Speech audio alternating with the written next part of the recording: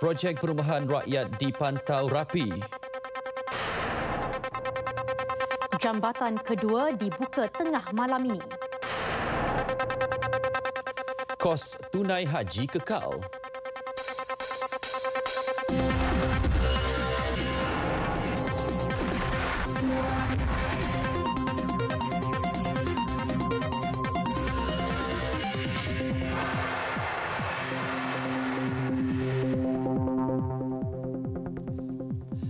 Assalamualaikum dan salam satu Malaysia. Saya Syahril Sarapudin. Dan saya Hanim Muhili.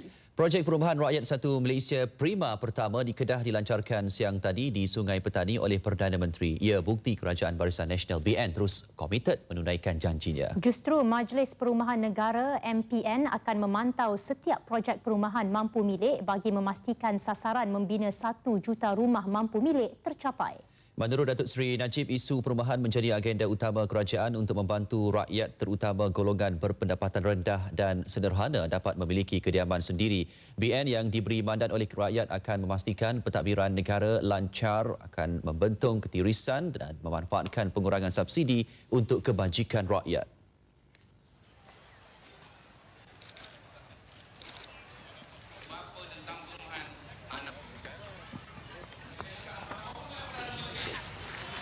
Kita gunakan kewangan tersebut untuk antaranya melaksanakan projek-projek perumahan untuk rakyat. Tuan-tuan, bila kedudukan kewangan kerajaan kuat, kita tahulah macam mana nak bantu rakyat. Kerajaan akan membina 20,000 unit rumah mampu milik di seluruh Kedah dalam tempoh 5 tahun akan datang. Harga rumah teres tingkat prima Kedah ialah RM118,000 berbanding harga pasaran RM141,000. Harga rumah prima RM20,000 lebih rendah berbanding harga pasaran.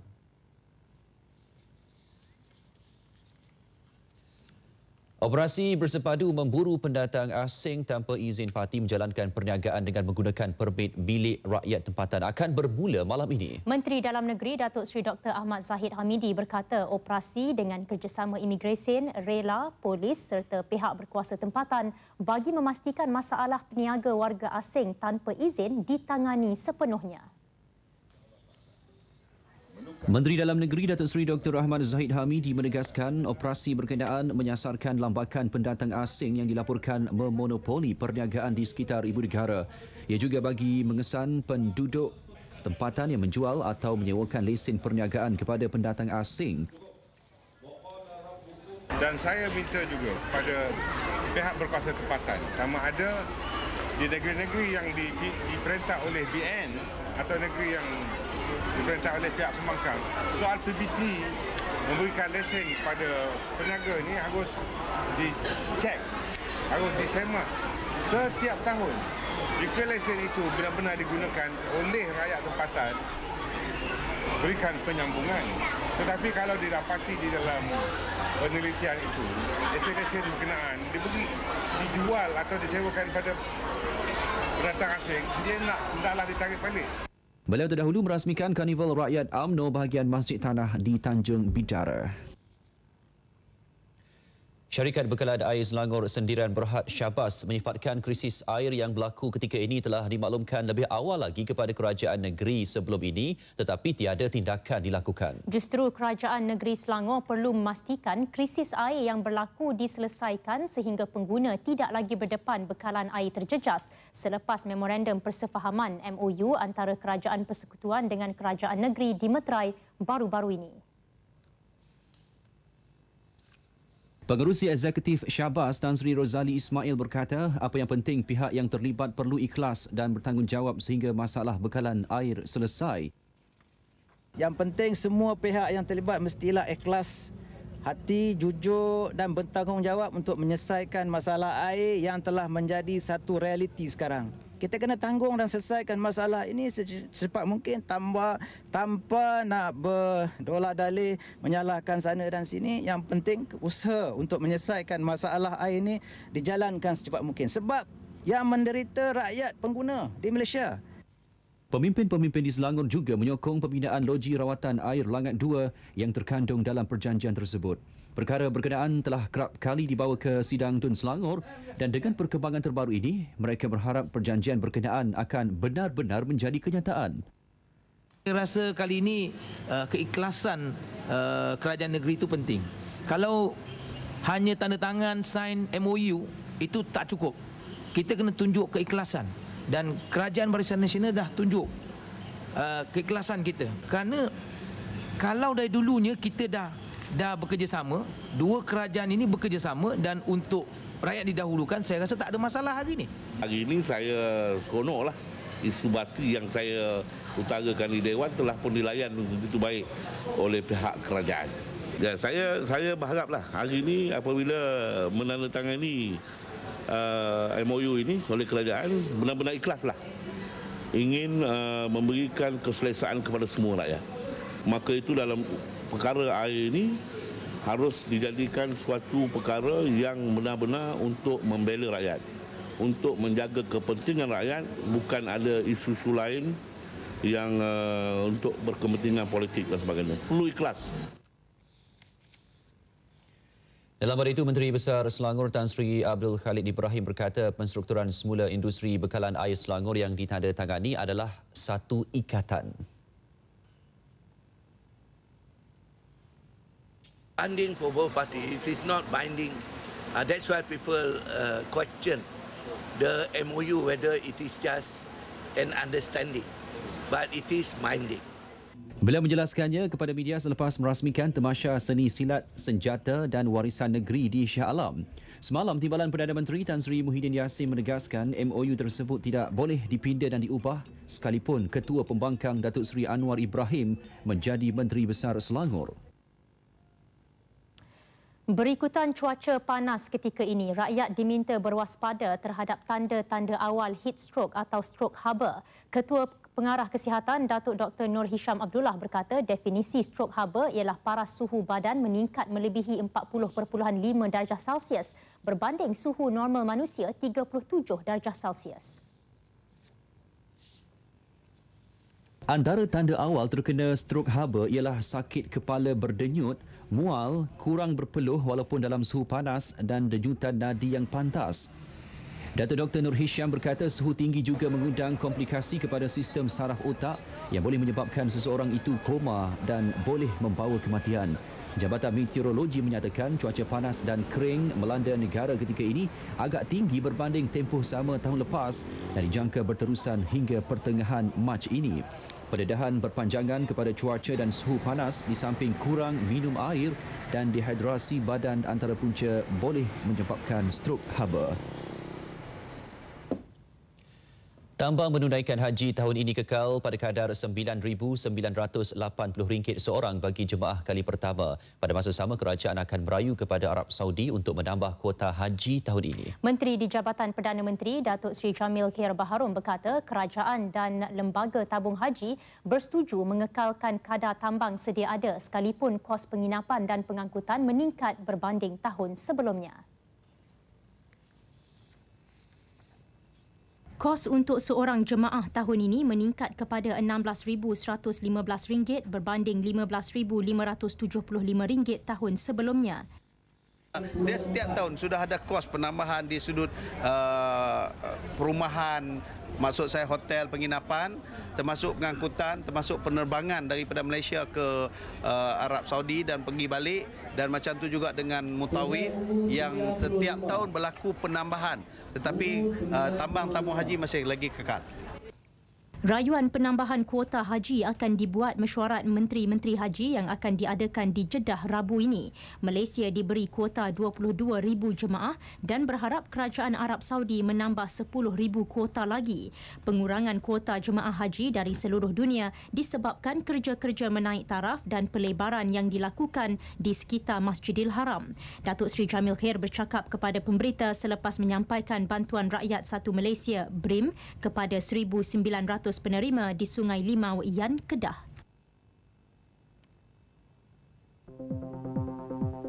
Seorang lelaki ditahan kes bunuh Ketua Wanita UMNO Cawangan Felda Semencu Zalifah Jamaluddin. Paparan penuh seketika nanti.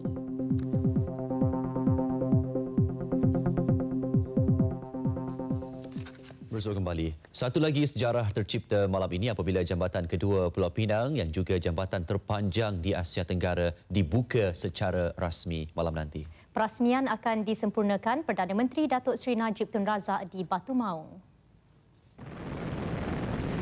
Jambatan sepanjang 24 km termasuk 7 km di atas darat ini direka dengan mengutamakan kelestarian alam, menghubungkan Batu Kawan di Tanah Besar dengan Batu Maung di bahagian pulau.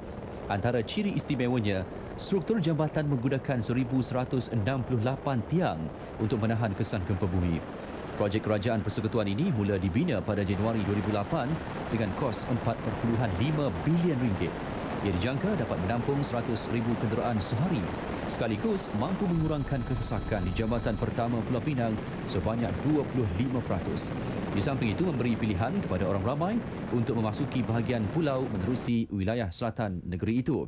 4 lorong disediakan dengan 2 lorong kereta selebar 3.5 meter, manakala 1 untuk motosikal dan lorong kecemasan selebar 3 meter.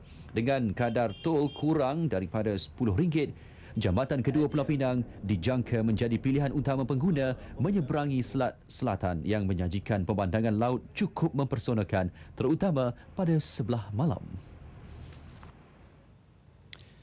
Sarawak melakar satu lagi sejarah baharu hari ini dengan pelantikan bekas Ketua Menteri Tan Sri Abdul Taib Mahmud sebagai Yang di-Pertua Negeri Sarawak. Beliau mengangkat sumpah sebagai Yang di-Pertua Negeri Sarawak yang ke-7 menggantikan Tun Datuk Patinggi Abang Haji Muhammad Salahuddin yang menamatkan perkhidmatannya semalam.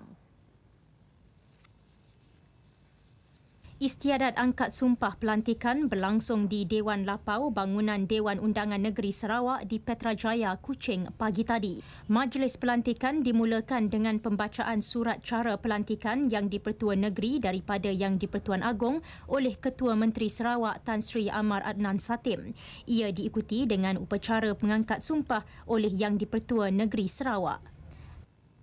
Saya Tan Sri Haji Abdul Taib Mahmud telah dilantik menjadi Ketua Negeri bagi Negeri Sarawak adalah dengan sesungguhnya mengangkat sumpah bahawa saya dengan jujur dan akan menunaikan kewajipan saya sebagai demikian dengan segala daya usaha saya, bahawa saya akan menumpahkan taat setia yang sejati kepada Negeri Sarawak dan kepada Persekutuan Malaysia, dan bahawa saya akan memelihara, melindungi dan mempertahankan perlembagaan Negeri Sarawak dan perlembagaan Persekutuan. Tan Sri Abdul Taib kemudiannya menandatangani surat sumpah pelantikan yang disaksikan oleh Hakim Besar Sabah dan Sarawak Tan Sri Richard Malanjun serta surat pengisytiharan yang disaksikan Ketua Menteri Sarawak. Beliau yang melepaskan jawatan Ketua Menteri Sarawak semalam menerima surat cara pelantikan daripada Yang di-Pertuan Agong Tuanku Abdul Halim Muazzam Shah di Istana Negara. Terdahulu, beliau memeriksa kawalan kehormat utama di dataran perbarisan Kompleks Dewan Undangan Negeri yang dianggotai seramai 105 orang pegawai dan anggota dari Batalion Pasukan Gerakan Am. Antara kenamaan yang hadir pada majlis tersebut, isteri beliau Puan Sri Ragat Kurdi Taib, isteri Ketua Menteri Puan Sri Jamilah Anu, Speaker Dewan Undangan Negeri Datuk Amar Muhammad Asfia Awang Nasa dan Setiausaha Kerajaan Negeri Tan Sri Murshidi Abdul Ghani. Kita beralih ke perkembangan kes bunuh Ketua Wanita UMNO Cawangan Felda Semencu Zalifah Jamaluddin. Polis menahan seorang lelaki malam semalam bagi membantu siasatan. Ketua Polis Daerah Kota Tinggi, Superintenden Rahman Osman berkata lelaki berusia 36 tahun dan tiada pekerjaan itu ditangkap dalam satu serbuan di sebuah rumah di Felda Semencu. Hasil bedah siasat mendapati mayat mangsa mengalami kesan merah dalam mata kiri dan kanan, lebam pada bahagian dalam bawah bibir dan patah 4 tulang rusuk kanan dan 8 tulang rusuk kiri berpunca dari tekanan benda berat dan tulang rapuh. Punca kematian ialah lemas disebabkan ditekuk dan tidak dapat bernafas. Dalam kejadian tengah hari semalam, mayat Zalifah 68 tahun ditemui anak lelakinya yang ke rumah mangsa.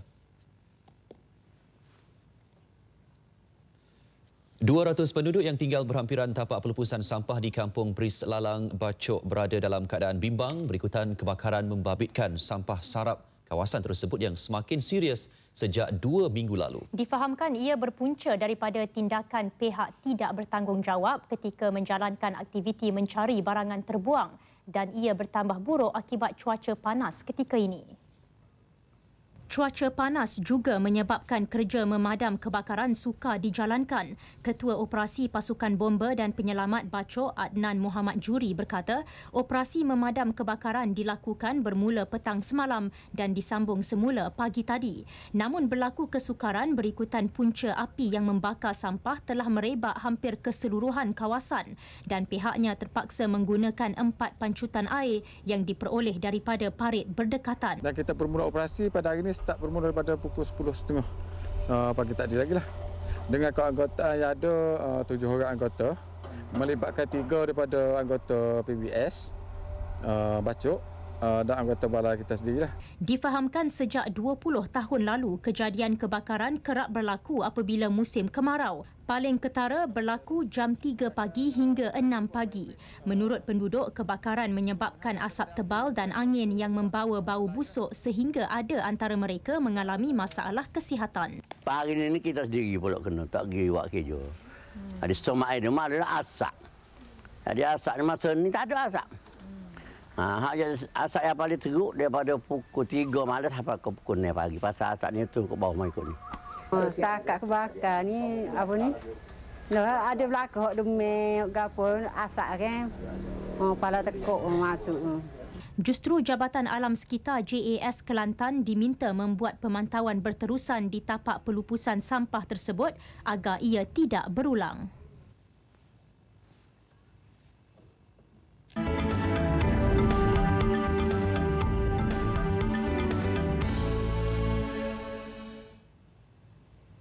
Hubungan dagang Malaysia dan negara anggota ASEAN yang lain dapat diperkukuh menerusi perkongsian pintar yang dijalankan.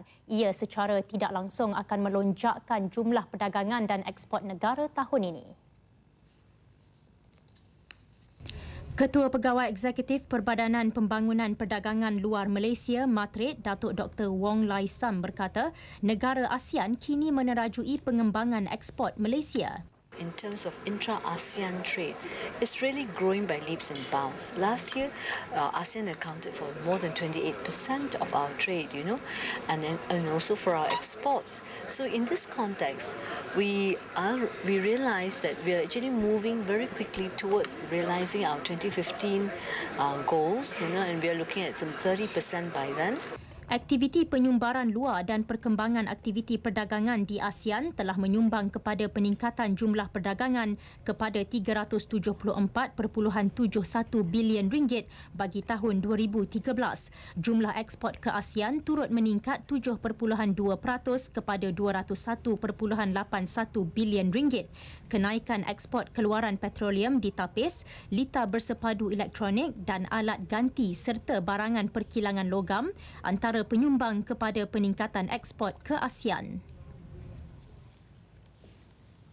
Syarikat insurans nyawa AIA menyeragamkan syarikat takafulnya AIA AFG Takaful Berhad dan AIA Public Takaful Berhad di bawah satu lesen dan jenama tunggal. Entiti baharu yang dikenali sebagai AIA Public Takaful Berhad merupakan milik bersama AIA Company Limited, Public Bank Berhad dan Public Islamic Bank Berhad. Menerusi satu kenyataan yang dikeluarkan hari ini, Ketua Pegawai Eksekutif AIA Public Wan Azman Wan Mamat berkata, dengan penggabungan itu syarikat tersebut akan memperkukuh saluran pengedarannya yang pelbagai menerusi aktiviti rekrut inovatif dan kerjasama perniagaan. Entiti baharu itu akan mempunyai kelebihan memanfaatkan kedudukan peneraju serta prasarana mantap AIA Public Bank, industri insurans dan perbankan tempatan yang memacu pertumbuhan dalam ruang takaful keluarga. 5.46 bilion ringgit dibelanjakan bagi membina rumah mampu milik untuk rakyat sejak rancangan Malaysia ke-8 RMK-8 dilaksanakan. Timbalan Perdana Menteri Tan Sri Muhyiddin Yassin berkata penyediaan rumah itu adalah komitmen dan agenda utama Barisan Nasional BN bagi memastikan rakyat dapat menikmati kehidupan selesa dan selamat. Berucap pada majlis penyerahan projek program perumahan rakyat PPR Sungai Manila di Jalan Labuk, Sandakan, Sabah, Tan Sri Muhyiddin berkata kerajaan meletakkan isu perumahan rakyat sebagai agenda penting negara. Ini terbukti menerusi pengwujudan Majlis Perumahan Negara MPN yang dipengerusikan Perdana Menteri Datuk Seri Najib Tun Razak. Perdana Menteri ingin mempromosikan bermakna dan beberapa agensi utama diletakkan situ. Ini bermakna kita telah meletakkan isu perumahan ini ke satu tahap yang begitu tinggi kerana dia adalah satu perkara yang sentiasa menjadi perhatian dan kita nak tentukan dalam tempoh 5 tahun ke hadapan ini rancangan yang telah pun tersusun ini dapat dilaksanakan. PPR Sungai Manila yang setinggi 5 tingkat mengandungi 14 blok dengan 1,000 unit rumah pangsa. Ia dibina dengan kos sebanyak RM121,700. Syarat pengambilan anggota PDRM dilonggarkan bagi menarik penyertaan lebih ramai kaum Cina menyertai pasukan keselamatan itu. Calon-calon daripada kalangan kaum Cina hanya perlu memperoleh keputusan lulus bahasa Malaysia di peringkat sijil pelajaran Malaysia dan lulus ujian penglihatan. Menurut Timbalan Ketua Polis Negara, Datuk Seri Muhammad Bakri Muhammad Zinin, aspek penambahbaikan perkhidmatan iaitu gaji dan peluang kenaikan pangkat turut dikaji. PDRM menyasar 5,000 pegawai berpangkat rendah secara berperingkat mulai tahun ini. Datuk Seri Muhammad Bakri memberitahu media selepas perbarisan tamat latihan kursus asas Cadet Inspector Siri 2 2013 di Pulapol, Jalan Semarak di Ibu Negara. Setakat ini hanya 1,974 orang atau 1.87% tenaga kerja PDRM terdiri daripada kaum Cina. Sebuah pasukan khas penerangan kerjaya turut ditubuh bagi menarik penyertaan kaum itu. Sesi pertama pengambilan konstabel baru mula dibuka Isnin ini. Sempena sambutan Hari Tentera Darat hari ini, Panglima Tentera Darat Jeneral Datuk Muhammad Afendi Raja Muhammad Noor mengumumkan penubuhan markas wilayah timur di Kuching, Sarawak. Ia selaras perubahan lanskap geostrategik dan global serta usaha memperkukuh tahap kesiapsiagaan benteng utama pertahanan negara.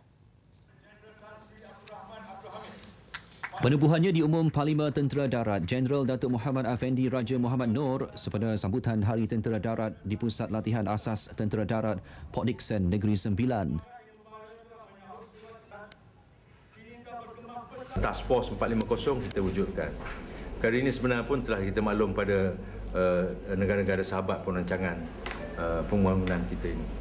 Ya? Cuma kita yakin pendekatan yang diambil ini dapat mampu memperkukuhkan keselamatan sepadan bersama. So jadi lebih terarah lah. Di sebelah sini ada satu pemerintahan, sebelah sana ada satu pemerintahan.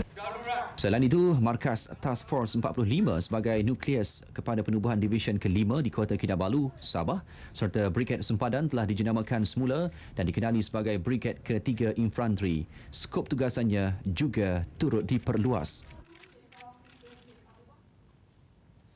Tentera Darat hari ini menyambut ulang tahun penubuhan yang ke-81 dengan slogan 81 tahun Tentera Darat Teguh Siaga ATM Kah Perkasa. Ia digeruni pihak lawan. Tentera Darat benteng hadapan pertahanan negara. Wartawan Nur Yusof menyingkap kekuatan Angkatan Utama ATM. Sejarah Tentera Darat bermula dengan pengambilan 25 orang pemuda Melayu untuk diserapkan dalam Kompani Perubahan Pasukan Askar Melayu pada 1 Mac 1933. Bermula tarikh itu, Tentera Darat berkembang maju dan lengkap dengan 16 kor. Regimen Askar Melayu yang mempunyai kekuatan 25 batalion merupakan pasukan terunggul dan tertua dalam Tentera Darat. Manifestasi ini diimbas semula oleh Panglima Tentera Darat Jeneral Datuk Raja Muhammad Afendi Raja Muhammad Noor. Dan testimoni terakhir kejayaan Tentera Darat adalah di Lahad Datu. Jadi kalau kita ukur dari situ, walaupun seusia 81 tahun, sebenarnya Tentera Darat adalah merupakan satu organisasi yang matang.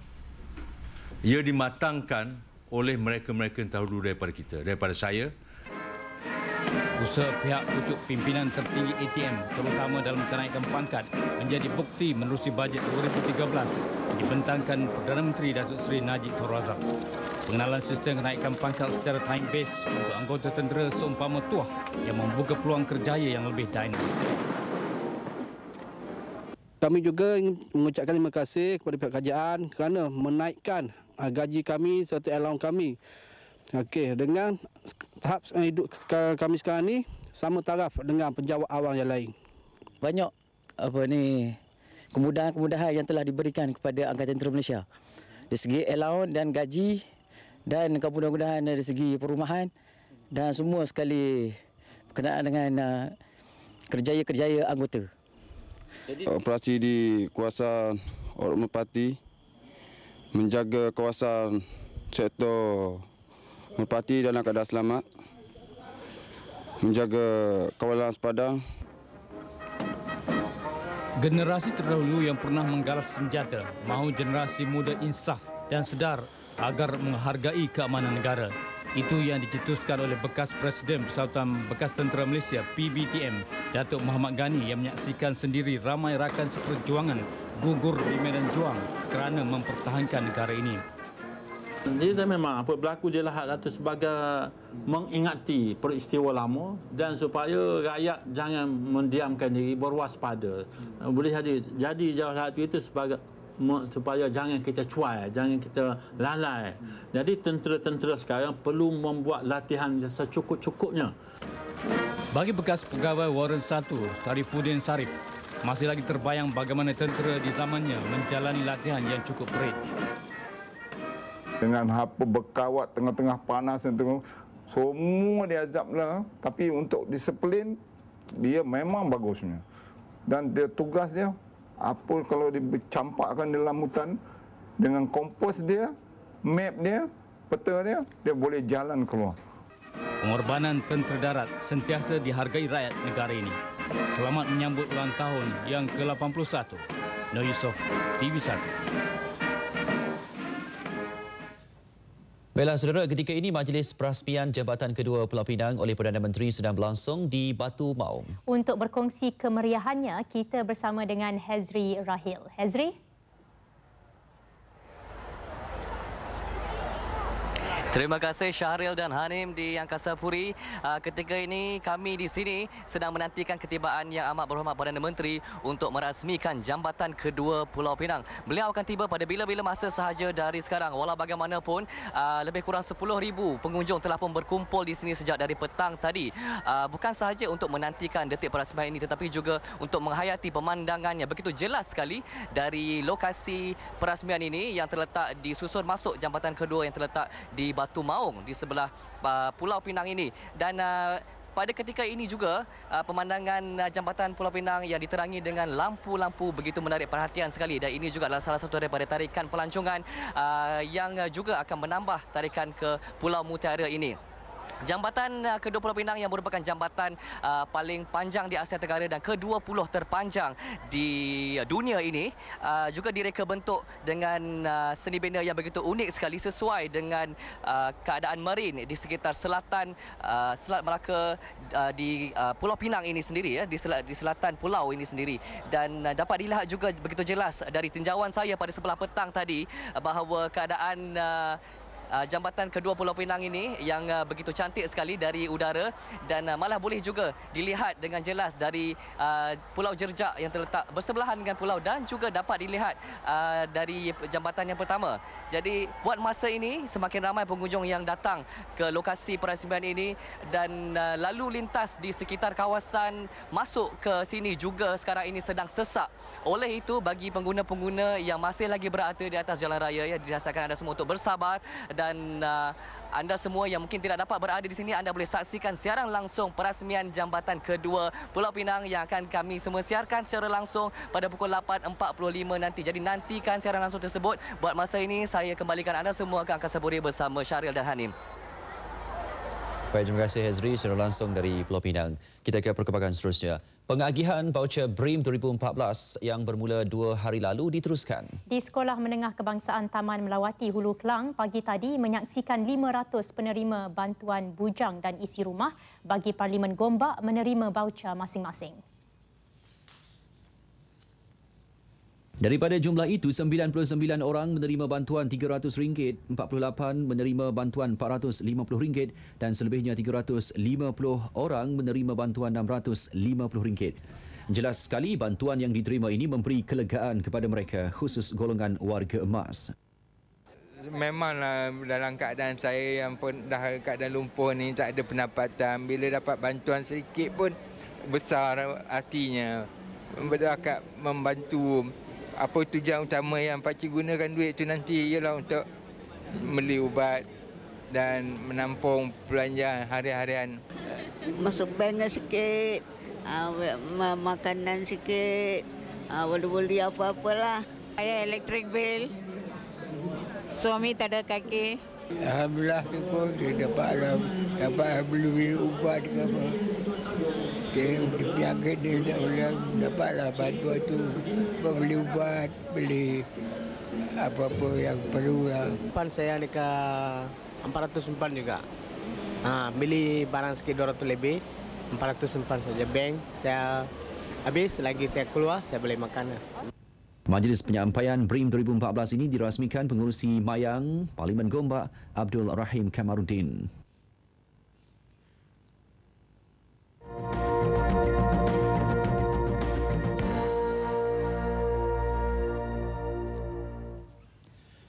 Malaysia optimis perdamaian antara Kerajaan Filipina dan Barisan Pembebasan Islam Moro MILF akan mewujudkan keadaan lebih selamat di negara ini, khususnya di Sabah dan Sarawak yang bersempadan dengan kawasan selatan Filipina. Timbalan Perdana Menteri Tan Sri Muhyiddin Yassin berkata inisiatif perdamaian itu yang turut diusahakan Malaysia diharap dapat menyelesaikan persengketaan antara Kerajaan Filipina dan MILF sejak sekian lama. Selesai masalah itu, kawasan selatan yang agak bersempadanan dengan kita di sini, baik Sabah ataupun Sarawak ini agak lebih tenteram, lebih aman. Bila diminta mengulas perdamaian antara Kerajaan Filipina dengan MILF hasil peranan membina Malaysia sejak 2001. Tan Sri Muhyiddin berkata kunjungan Presiden Filipina Benigno Aquino ke negara ini semalam juga memperlihat hubungan baik antara Malaysia dengan negara itu. Antara rangkuman berita dunia malam ini, krisis terus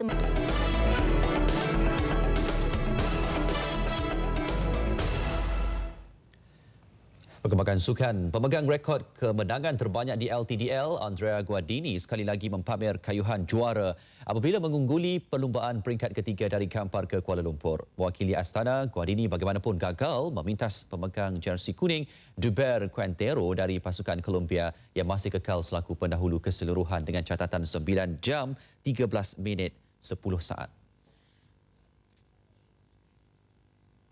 Dilepaskan tepat jam 10 pagi di Kampar, 121 pelumba diketuai Quintero memulakan saingan peringkat ketiga dengan jarak laluan 166.5 km melalui 2 zon pendakian dan 3 zon pecutan menuju ke Dataran Merdeka Kuala Lumpur. Memasuki 21 km terakhir, 6 pelumba mula menjarakkan diri dari peloton termasuk pelumba TSG Muhammad Saufi Matsnan. Bagaimanapun malang menimpa juara peringkat kedua Theo Boss apabila tayar basikalnya pancit di pertengahan saingan. Kedudukan ini membuka ruang buat Guardini untuk mengorak langkah dan akhirnya muncul juara dengan catatan 3 jam 40 minit 38 saat. Tempat kedua, pelumba Belkin Pro Cycling Theo Boss dan pelumba Europcar Martinez Yannick. Pelumba Terengganu Cycling Team TSG Anwar Manan menjadi pelumba terbaik negara dengan kedudukan 40 pelumba terbaik akibat masalah rim. I wanted this sprint because Kuala Lumpur is special for me. I won in last good area.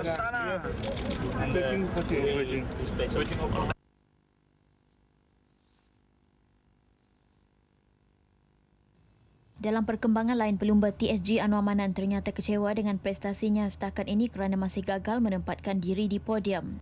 Kecewa sebab ini memang dekat road untuk sprinter kot lah. Tapi 3 hari memang ada tak sekitar 15 kilometer lagi. Tapi lagi kilometer ke 10 kilometer last tu suka bicycle sebab bicycle dah bahaya sangat kan. Tak boleh nak kayuh. Manakala sedikit lega buat kem Terengganu Cycling Team TSG apabila Muhammad Harif Saleh yang tercedera akibat kemalangan menuju ke garisan penamat di 5 km terakhir kemarin tetap bersemangat untuk turun beraksi biarpun dinasihatkan oleh pakar perubatan supaya berehat. 20 km terakhir saya tengok macam Januar ada problem. Lepas dia cakap saya suruh pergi standby untuk supirnya. Dan saya dengan abang saya memang ada pakar bagi saya. Saya punya kecederaan ni tak baik. Sekata-kata dia pasal semalam memang susah tak tidur. Ni pun saya pun memang tak ada power untuk tangan belah kiri jadi macam sekadar ya, tapi ini dia bersaing tapi memang kalau itu macam teammate saya Anwar sekali rosak tapi macam sedih sikit lah pasal biasa dia yang Esok peringkat keempat Subang Genting Highlands terus bersambung melibatkan jarak sejauh 110.9 km.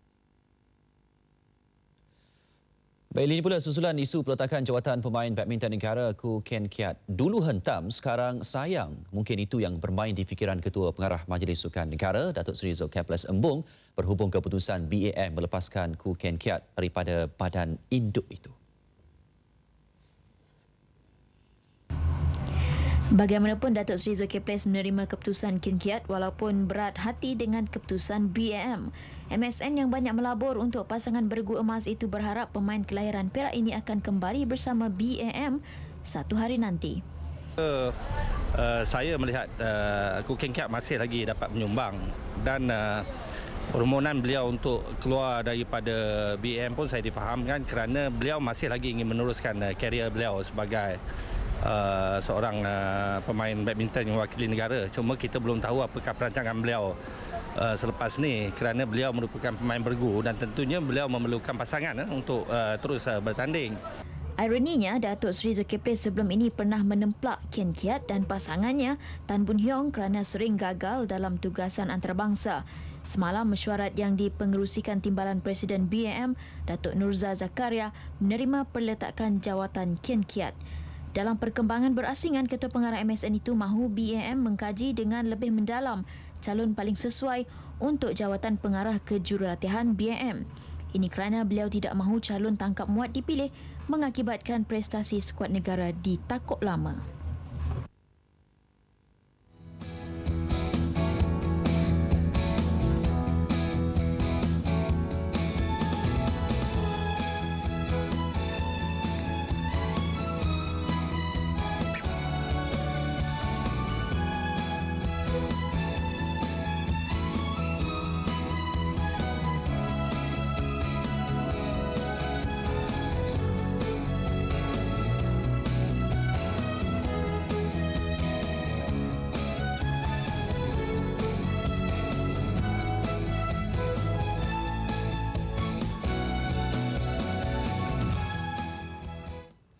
Keluarga bangsa lemas 8 sahabat di Buloh Kasab Segamat 21 Februari lalu terus mendapat simpati dan perhatian pelbagai pihak. Terbaru bantuan dihulur Badan Amal dan Kebajikan Tenaga Isteri-Isteri Menteri dan Timbalan Menteri Bakti dan Badan Amal Isteri Wakil-Wakil Rakyat Negeri Johor Juwita.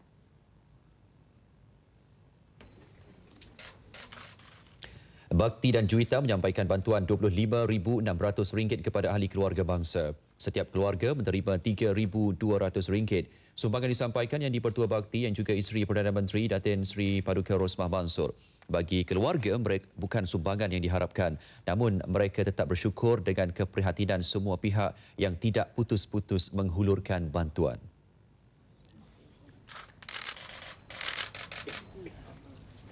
Suka memang suka, bukan suka dapat duit, tak masih tak ada fikir tu, tapi suka kerana orang ambil, apa kata ambil perhatian, tak kira bangsa lain pun ada kan, terutama pada Perdana Menteri. Yang makcik dapat tahu itu dapat apa? Dia kata bagi upah haji kan. Haji punya dia bagi semua. Memang tak tahu nak cakap lagi dah. Balasan daripada anak-anak ni, macam mana kita seikhlas hati menjaga diorang, seolah-olah diorang membalas dengan cara yang macam ni bila dia orang dah pergi, tapi ibu bapa dia bagi balas dengan cara yang tak disangka. Saya kelas sebab saya tak boleh nak cakap sangat. Saya mengucapkan terima kasihlah kepada semua pihak yang sudi memberi sumbangan yang ikhlas dengan yang kami hadapi ini. Jumaat lalu, kegembiraan 12 orang pelajar Sekolah Menengah Kebangsaan SMK Buloh Kasab Beriadah berakhir dengan tragedi apabila 8 daripada mereka lemas di Sungai Muar, Buloh Kasab.